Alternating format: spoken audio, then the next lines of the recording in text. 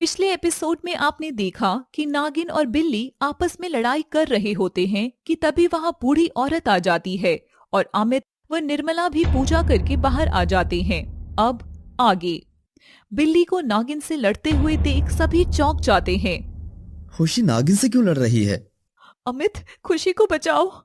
खुशी, तुम वापस आ जाओ।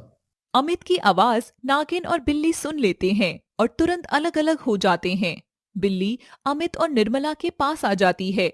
मैं इन लोगों के सामने वापस मानव रूप में कैसे आ सकती हूँ? ये लोग मुझे पहचान लेंगे। शिवांगी और खुशी एक साथ ही थे। शिवांगी खुशी को अकेले छोड़कर कहाँ चली गई? ये दोनों मेरे लिए परेशान हो रही हैं, लेकिन मैं अब कर भी क्या सकती हूँ? बूढ़ी औरत नागिन के पास आ जाती है। अरे, मेरी ये नागिन भी बार बार घर से भाग जाती है। मैं इसे हमेशा पकड़ कर लाती हूँ। ये नागिन आपकी है? हाँ, ये नागिन मेरी पालतू है। आप इसे ऐसे बाहर मत छोड़ा करो, किसी को नुकसान भी तो पहुंचा सकती है। अगर अभी मेरी खुशी को कुछ हो जाता तो क्या होता? तुम्हारी खुशी भी मेरी पालतू बिल्ली है, जो कुछ दिन पहले घर से बाहर आ गई थी और फिर वापस नहीं गई। क्या? खुशी सिर्फ मेरी है? इसने मेरी जान बचाई है और इसे मैं कहीं नहीं जाने दूंगा। नागिन और बिल्ली इसलिए ही तो आपस में लड़ रहे थे, क्योंकि वो एक दूसरे को आपस में जानते हैं। अब ये नई आफत कौन है और मुझे कैसे जानती है? मैं तो इसे नहीं जानती। इसके साथ जाकर देखती हूँ, तभी सच्चाई मुझे मालूम चलेगी। क्या पता इसने ही बिल्ली को यहाँ भेजा हो।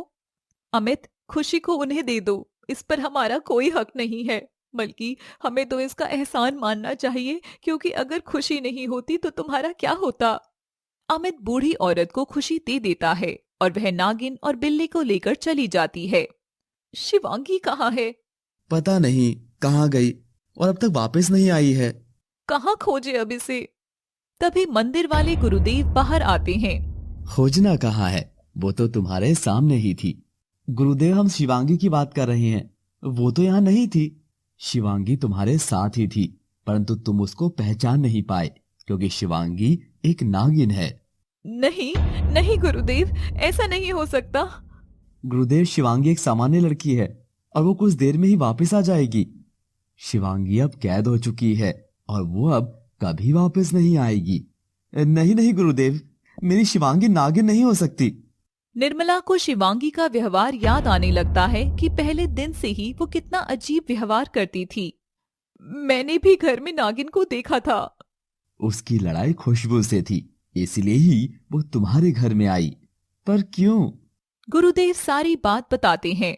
अब शिवांगी को उस चुड़ैल की कैद से कैसे बचाया जा सकता है? इसके लिए तुम्हें जोखिम उठाना पड़ेगा। गुरुदेव अमित को सारे रास्ते बताते हैं। बेटा, मैं तेरा यही मंदिर में इंतजार करूंगी। ध्यान से जाना और शिवांगी के साथ सुरक्षित वापस लौटना। अमित चला जाता है।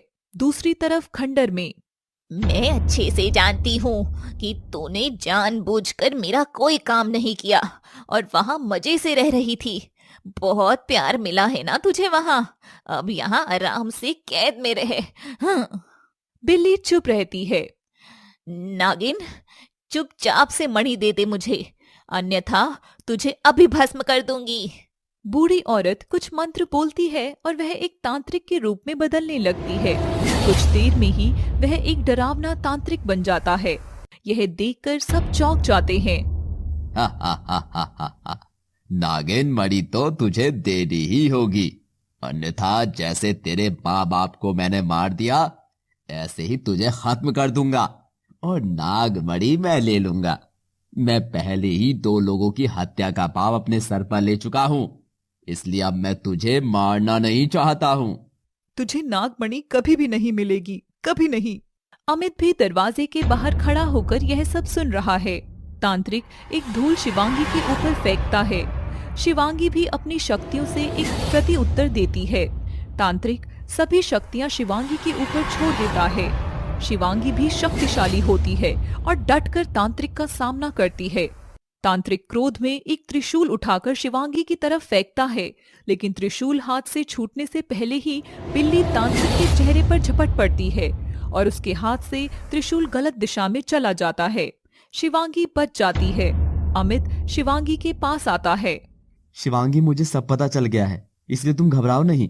मुझे यहाँ गुरुदेव ने भेजा है। इस तांत्रिक के प्राण इसकी बाईं आंख में है। ये त्रिशूल मुझे भोलेनाथ के मंदिर से गुरुदेव ने दिया है। इसकी मृत्यु इसी से होगी। शिवांगी त्रिशूल ले लेती है। बिल्ली, तुझे वापस वही बना देता हूँ जो तू थी। तुझे तब समझ आएगा।